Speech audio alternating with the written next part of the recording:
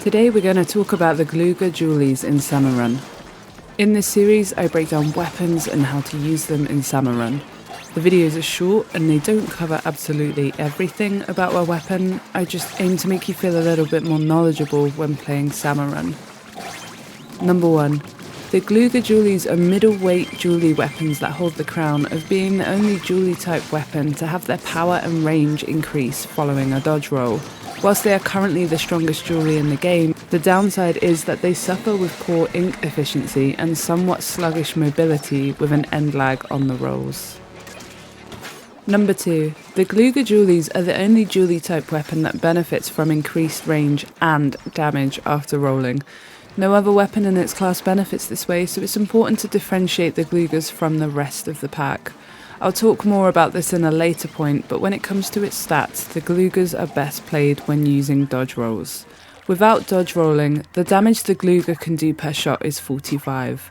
After performing a dodge roll, this increases to 70. I'll distinguish both these states with the following. Walking mode does 45 damage and turret mode does 70 damage. For how powerful this weapon is, it's offset by its punishing ink tank and poor ink efficiency. You really feel empty when you throw a bomb or an egg, and successive dodge rolling will use up your ink tank quickly. Be mindful of running out of the ink with the Gloogas. Dodge rolls consume 8% of your ink tank, and ink consumption in general is 1.4% per shot, which can cause a rapid decrease in ink reserves. Like other ink inefficient weapons, learning how to manage ink is usually one of the biggest hurdles to overcome, and the Gloogas can feel tough to work with because of this. Try not to worry about turf or bomb throws too much with this weapon, as the Glooga's main strength in Salmon is outright slaying, so let's discuss that. Number 3. The Gloogas stack insane DPS when in turret mode, and this is what you should use the majority of the time when killing enemies. Bosses like steelheads, big shots, eels, stingers are all easy to take care of in turret mode. This is also how you should be dealing with the king salmonids too. The lessers are also not an issue if you're able to create space and be proactive with the management of them. For night waves, your primary objective is slaying or filtering, which can be easily done if you keep up pace with the waves and stay aggressive with slaying. The biggest issues for Gloogas are rain, missiles, multiple steel eels, big shot waves, and scrappers, as they all interfere with the Glooga's mobility and target its ink management. My advice would be to prioritise bosses that are detrimental to the Gloogas this way, so that you don't become overwhelmed and struggle to use turret mode. Fish sticks are easily managed from the ground, and given the Glooga's range, they can be dealt with very quickly. Torpedoes from drizzlers should always be shot back where possible, but your turret mode can quickly defeat drizzlers too. Scrappers will prove annoying if you're surrounded by 3 of them, so try and give them to your teammates by stunning them or deal with them very quickly. And as mentioned before, be mindful of your ink tank with throwing bombs. Flyfish and moors have got to go, but try not to empty your ink tank completely whilst doing this. Number 4. Whereas you can make a case for not dodge rolling with other dualies, with the Gloogas it is imperative that you learn to incorporate dodge rolling into your playstyle so you can reap the benefits of longer range, better aim and higher damage. Without dodge rolling, the Gloogas can feel slow, or it can just feel uninspiring.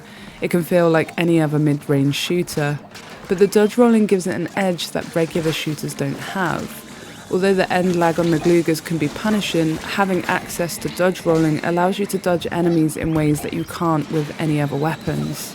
There is an argument that you can make that not dodge rolling too much can help you move about easier and make it easier to avoid enemies like lessers, scrappers and big shot waves, but it's good to recognise when using turret mode will help you kill things quickly compared to walking mode. Because the start-up of the dodge roll is slower compared to other dualies, you'll need to have some distance between yourself and the enemies and be tuned into boss cycles and movements so you get better at knowing when to dodge roll to start turret mode. The space you cover when you dodge roll is also larger than most other dualies too, so being aware of your surroundings and knowing the map layout helps a lot with this. Being able to squid roll or jump into rolls is also another way of maximising the different ways you can move around with this weapon. Because the Gloogas have 2 rolls that you can use quickly, it doesn't mean you should always use both. You can theoretically keep rolling until your ink runs out if you roll once at a time. Using both rolls puts you at a standstill for quite some time, whereas the end lag with one roll isn't quite as long. This is also really helpful for changing targets, creating escape routes, and helps facilitate any quick decision making. Using walking mode is fine for when you want to escape, create turf, or want to keep on shooting whilst playing defensively, so it does have its uses. Often in freelance, I find myself preserving my ink tank and safety over firepower and killing. But the point I want to get over is knowing when turret mode will objectively be a better use of the weapon versus when you can let up and use walking mode. Thank you for watching, and thank you to Stic for helping me with some of the technicalities of this weapon. I've left a link to their Twitch channel in the description. They stream Salmon Run a lot and are a very, very good player, so please check them out. I hope this video helps you appreciate the Glooga Dualies a little bit more. Let me know what you think, and I'm sorry about my voice, I'm kind of sick. I'll see you guys soon.